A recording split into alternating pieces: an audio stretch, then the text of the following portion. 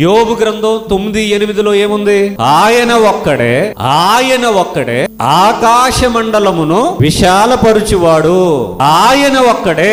వీళ్ళు ఎంతమంది అని చెప్తున్నారు? ముగ్గురు ఉన్నారని చెప్తున్నారు కదా. ఆయన ఒక్కడే ఆకాశ మండలమును విశాలపరిస్తే ఎప్పటిది? భూమి మీద సంగత. సృష్టికి ముందు ముగ్గురు ఉన్నారు. ఈ ముగ్గురు కలిసే సృష్టిని చేశారు. ఈ అందమైన స్పేస్ ఉందే, ఈ అందమైన స్పేస్ రావడానికి కారణం ఎవరు? ఈ ముగ్గురు అని చెప్పారు కదా. మరి అక్కడ ఒక ఆయన చేస్తున్నారట, మిగిలిన ఇద్దరు ఏం చేస్తున్నారు? పైన మిగిలిన ఇద్దరు మీ దృష్టిలో ముగ్గురు దేవుళ్ళు కదా. ఈ ముగ్గురు దేవుల్లో ఒక ఆయన ఆకాశ మండలాన్ని విశాలపరుస్తూ ఉన్నాడట.